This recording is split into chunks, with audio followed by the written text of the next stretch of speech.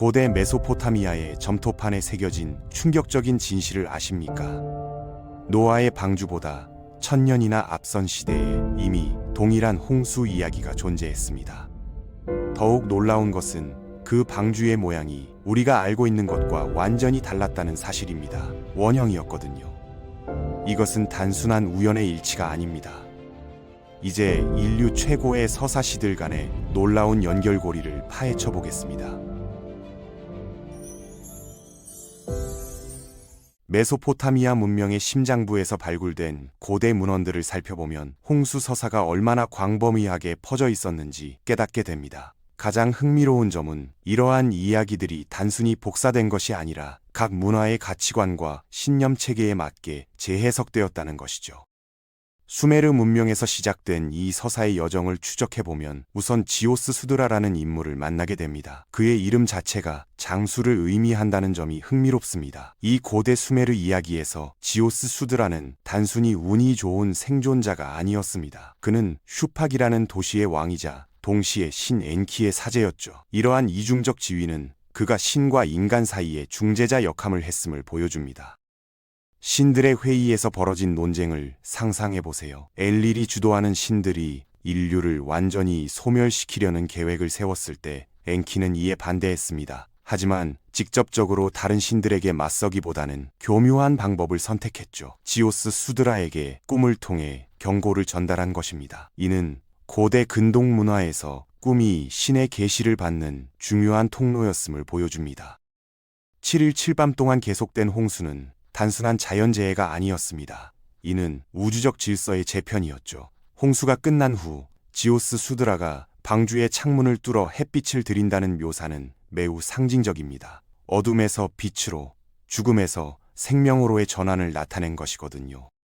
아트라시스 서사시로 넘어가면 이야기의 복잡성이 한층 더해집니다. 여기서 주인공의 이름인 아트라시스는 극도로 현명한 자라는 뜻입니다. 이는 단순한 우연이 아닙니다. 고대 메소포타미아 사회에서 지혜는 생존을 위한 필수 덕목이었거든요. 이 서사시에서 가장 흥미로운 부분은 홍수의 원인에 대한 설명입니다. 인류가 너무 번성하여 소음이 심해졌고 이로 인해 엘릴 신의 잠이 방해받았다는 것이죠. 현대적 관점에서 보면 다소 황당해 보일 수 있지만 이는 고대 사회에서 신과 인간의 관계가 얼마나 밀접했는지를 보여줍니다. 신들도 인간처럼 일상적인 불편함을 겪는 존재로 묘사된 것입니다. 엔릴이 인류를 제거하기 위해 시도한 방법들도 단계적이었습니다. 처음에는 전염병을, 그 다음에는 가뭄을 시도했죠. 하지만 매번 엔키가 인간들을 도와 이를 극복하게 했습니다. 이러한 신들 간의 갈등은 고대 메소포타미아 종교의 복합성을 보여줍니다. 절대적인 선악의 구분이 아니라 서로 다른 관점과 이해관계를 가진 신들의 정치적 역학관계가 존재했던 것이죠. 아트라시스가 꿈에서 받은 지시는 매우 구체적이었습니다. 집을 파괴하고 배를 만들어라. 재산을 버리고 생명을 구하라. 이는 물질적 소유에 대한 집착을 버리고 본질적인 것에 집중하라는 철학적 메시지로 해석될 수 있습니다. 방주 건설 과정에서 드러나는 세부 사항들도 매우 흥미롭습니다.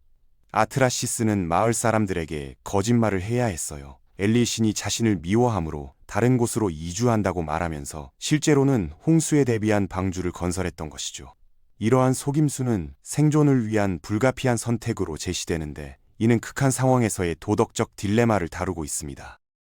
길가메시 서사시에 등장하는 홍수 이야기는 또 다른 차원을 보여줍니다. 여기서 홍수 생존자는 우트나피슈핌이라고 불리며 그의 이름은 생명을 찾은 자라는 의미입니다. 이 이야기가 길가메시 서사시의 11번째 태블릿에 포함된 것은 우연이 아닙니다. 길가메시가 불멸을 추구하는 여정에서 만난 인물이 바로 홍수에서 살아남아 영생을 얻은 우트나피슈틴이었기 때문이죠.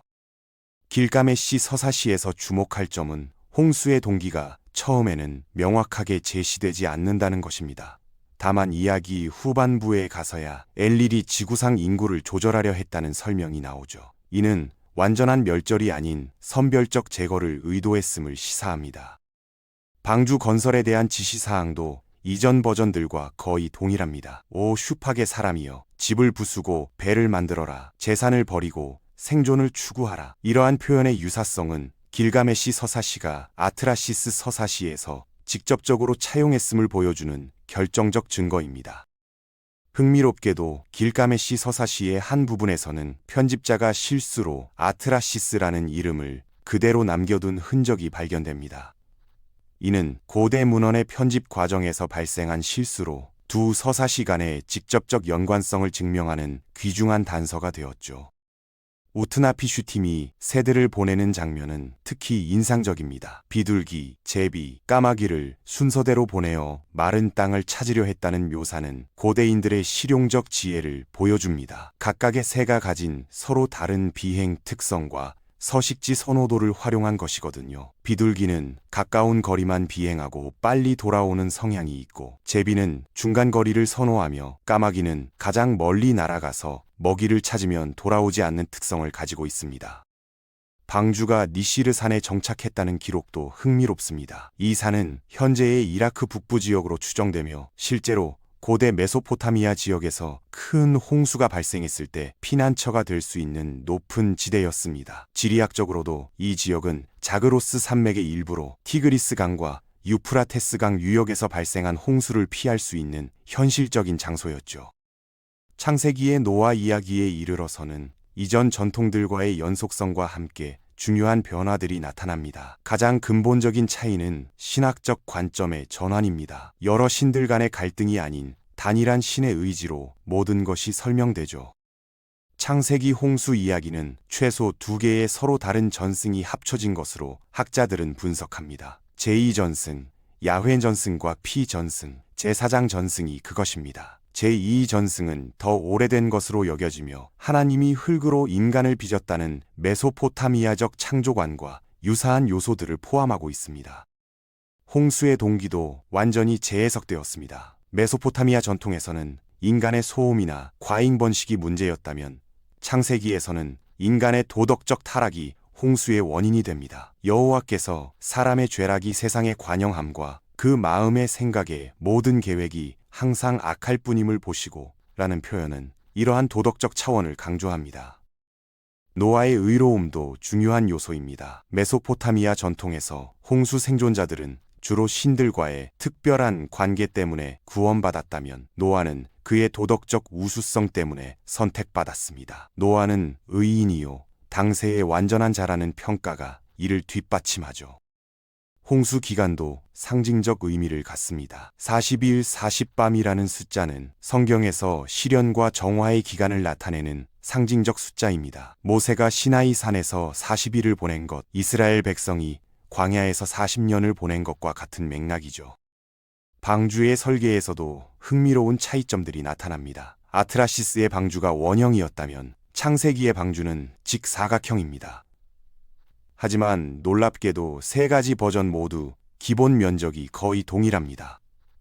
아트라시스와 우트나피슈팀의 방주는 14,400큐빗, 노아의 방주는 진 5,000큐빗으로 계산되죠. 원형 방주의 실용성에 대해 생각해보면 고대 메소포타미아의 코라클이라는 둥근 배가 실제로 존재했습니다. 이는 갈대를 꼬아서 만든 바구니 모양의 배로 티그리스 강과 유프라테스 강에서 실제로 사용되었죠. 현대까지도 이라크 남부에서는 쿠파라고 불리는 유사한 배들이 사용되고 있습니다. 그리스 역사가 헤로도투스도 기원전 5세기에 바빌로니아에서 이런 둥근 배들을 목격했다고 기록했습니다. 바빌론까지 강을 따라 내려가는 완전히 둥글고 가죽으로 만든 배들이라고 묘드이라고 묘사했죠. 이러한 역사적 증거들은 아트라시스 서사시의 원형 방주가 단순한 상상이 아니라 실제 선박 기술에 기반했음을 보여줍니다. 방주에 탄 승객들의 구성도 각 전통마다 다릅니다. 아트라시스 서사시에서는 영웅과 그의 가족뿐만 아니라 여러 숙련된 장인들도 함께 탔습니다. 이는 문명의 기술과 지식을 보존하려는 의도를 보여주죠.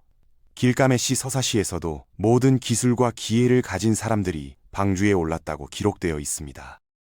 반면 창세기에서는 오직 노아의 직계 가족만이 구원받습니다. 이는 혈연 중심의 구원관을 반영하는 동시에 새로운 인류의 시작을 상징적으로 나타내는 것으로 해석할 수 있습니다.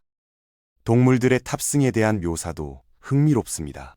아트라시스 서사시에서 이미 야생 동물들이 2마리씩 방주에 들어갔다는 표현이 나타나는데, 이는 창세기에 정결한 짐승과 부정한 짐승과 새와 땅에 기는 모든 것이 하나님이 노아에게 명하신 대로 암수 2씩 방주로 들어갔더라는 구절과 놀라울 정도로 유사합니다.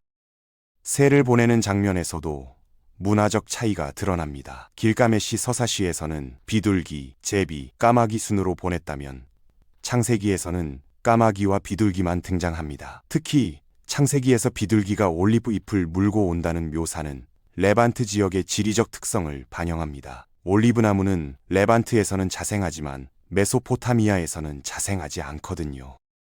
이러한 세부사항의 변화는 창세기 저자들이 단순히 메소포타미아 전통을 복사한 것이 아니라 자신들의 지리적, 문화적 맥락에 맞게 재해석했음을 보여줍니다. 홍수 이야기들 간의 가장 중요한 차이는 신학적 메시지에 있습니다. 메소포타미아 전통들에서는 신들에 대한 비판적 시각이 드러납니다.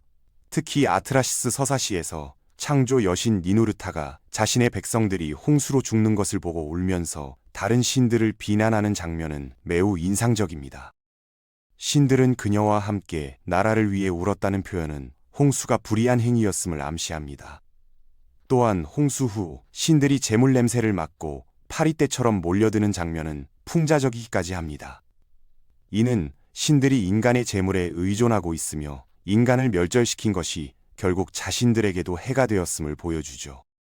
길가메시 서사시에서도 비슷한 비판이 나타납니다. 창조 여신이 엔리를 향해 당신은 이성 없이 홍수를 일으켰고 나의 백성을 멸망으로 이끌었다고 비난하는 장면이 그것입니다. 이후 에아신이 앞으로는 집단이 아닌 개인의 죄에 대해서만 처벌해야 한다고 선언하는 것은 정의에 대한 새로운 기준을 제시하는 것으로 볼 수 있습니다.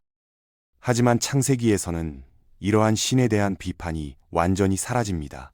대신 인간의 도덕적 책임이 강조되죠. 홍수는 신의 변덕이나 실수가 아니라 인간의 죄악에 대한 정당한 심판으로 제시됩니다. 노아의 의로움도 이러한 맥락에서 더욱 부각되는 것이죠. 인구 증가에 대한 태도에서도 근본적 차이가 나타납니다. 메소포타미아 전통에서는 인간의 번식과 증가가 문제의 원인이었습니다. 심지어 홍수 후에도 에아신이 엘린에게 사자나 기근, 전염병으로 인구를 조절했어야 했다고 조언하는 장면이 나오죠. 반면 창세기에서는 홍수 후 하나님이 노아와 그의 후손들에게 생육하고 번성하여 땅에 충만하라고 명령합니다. 이는 인구 증가를 축복으로 보는 완전히 다른 관점을 보여줍니다. 이러한 차이점들은 각 문화의 사회적, 종교적 맥락을 반영합니다. 메소포타미아는 도시 국가들 간의 경쟁이 치열했고 자원의 한계를 인식하고 있었을 가능성이 높습니다. 반면 이스라엘은 상대적으로 작은 민족으로서 번성과 확장을 희망했을 것이죠. 바빌론 유배가 이러한 문화적 전수에 중요한 역할을 했을 것으로 학자들은 추정합니다. 기원전 587년 신바비로니아 제국이 유다를 침공했을 때 많은 유다의 지식인들이 메소포타미아로 끌려갔습니다. 이들이 현지에서 아카드어를 배우고 바빌로니아 문학에 직접 접촉하게 되면서 홍수 서사시들을 접하게 되었을 것입니다. 하지만 이들은 단순히 외래 문화를 수용한 것이 아니라 자신들의 종교적 신념과 조화시키는 방식으로 재해석했습니다. 다신교적 요소들을 제거하고 도덕적 메시지를 강화하며 유일신 신앙에 맞는 형태로 변형시킨 것이죠. 이러한 재해석 과정은 고대 근동 문화의 문학적 전통이 얼마나 역동적이었는지를 보여줍니다. 이야기들은 단순히 보존되는 것이 아니라 끊임없이 새로운 의미를 부여받으며 발전했습니다. 현대의 고고학적 발견들도 이러한 문화적 교류를 뒷받침합니다. 우가리트에서 발견된 홍수 이야기의 단편들, 보로수스가 남긴 그리스어 번역본 등은 이 서사가 얼마나 광범위하게 퍼져 있었는지를 보여주죠. 특히 2014년 어빙 핑켈이 번역한 방주 태블릿의 발견은 획기적이었습니다. 기원전 1900-1700년경에 이 바빌론 일롤로니아 태블릿은 원형 방주에 대한 구체적인 건조 지침을 담고 있어서 고대 메소포타미아인들의 실제 조선 기술을 엿볼 수 있게 해주었습니다. 원형 평면도로 배를 만들되 길이와 너비가 같도록 하라는 지침은 매우 구체적입니다. 또한 코일형 갈대로 만들고 여러 갑판과 칸막이를 설치하며 지붕을 얹고 비투민으로 방수하라는 세부 사항들도 포함되어 있죠. 이러한 기술적 세부 사항들은 단순한 신화가 아니라 실제 경험에 기반한 지식이 반영되었음을 시사합니다. 메소포타미아 지역은 정기적으로 홍수가 발생하는 지역이었고 사람들은 이에 대비한 실용적 지식을 축적하고 있었을 것입니다. 비투민 사용에 대한 언급도 흥미롭습니다. 메소포타미아는 천연 아스팔트가 풍부한 지역이었고 이를 방수제로 사용하는 기술이 발달해 있었습니다. 창세기에서도 역청으로 안팎에 치다라는 지시가 나오는데 여기서 사용된 히브리어 단어가 아카드어에서 차용된 것으로 추정됩니다. 방주 재료에 대한 언급들도 각 전통의 지리적 특성을 반영합니다. 메소포타미아 버전들에서는 갈대가 주재료로 언급되는데 이는 티그리스 유프라테스 강 유역의 습지대에서 풍부하게 자라는 재료였습니다. 반면 창세기에서는 고페르나무라는 미지의 목재가 언급되는데 이는 레반트 지역의 산림 환경을 반영하는 것으로 보입니다. 이러한 세부 사항들의 변화는 각 문화가 자신들의 환경과 기술적 맥락에 맞게 이야기를 적응시켰음을 보여줍니다. 동시에 핵심 서사 구조는 유지하면서도 현실적 개연성을 높이려 노력했던 것이죠. 홍수 서사시들이 담고 있는 보편적 주제들을 살펴보면 인류가 공통적으로 고민해온 근본적 질문들을 발견할 수 있습니다. 신적 정의와 인간의 운명, 개인의 의로움과 집단의 책임, 문명의 보존과 재생 등이 그것입니다. 특히 선택받은 의인이라는 모티프는 모든 버전에서 공통적으로 나타납니다. 지오스 수드라든 아트라시스든 노아든 이들은 모두 특별한 도덕적 자질을 가진 인물로 묘사됩니다. 이는 개인의 선택과 행동이 운명을 결정할 수 있다는 희망적 메시지를 담고 있죠. 또한 새로운 시작이라는 주제도 중요합니다. 홍수는 단순한 파괴가 아니라 정화와 재생의 과정으로 그려집니다. 방주에서 나온 생존자들이 제사를 드리고 새로운 언약을 맺는 장면들은 이러한 재생의 의미를 강조합니다. 문명의 연속성에 대한 관심도 주목할 만합니다. 아트라시스 서사시에서 숙련된 장인들이 방주에 탔다는 언급이나 길가메시 서사시에서 모든 기술을 가진 사람들이 구원받았다는 기록은 인간 문명의 성취를 보존하려는 의지를 보여줍니다. 언어학적 분석을 통해서도 흥미로운 연관성들이 발견됩니다. 히브리어 성경에서 사용된 여러 단어들이 아카드어에서 차용된 것으로 밝혀졌거든요. 예를 들어 방주를 뜻하는 히브리어 테바는 아카드어 투브에서 온 것으로 추정되며 이는 원래 상자 또는 궤를 의미했습니다. 이러한 언어적 차용은 문화적 전수의 구체적 증거라 할 수 있습니다. 홍수 서사의 전파 경로를 추적해보면 고대 근동 지역의 복잡한 문화적 네트워크를 엿볼 수 있습니다. 수메르에서 시작된 이야기가 아카드로 전해지고 다시 바빌로니아와 아시리아로 퍼져나갔죠. 각 단계에서 언어적 번역과 함께 문화적 각색이 이루어졌습니다.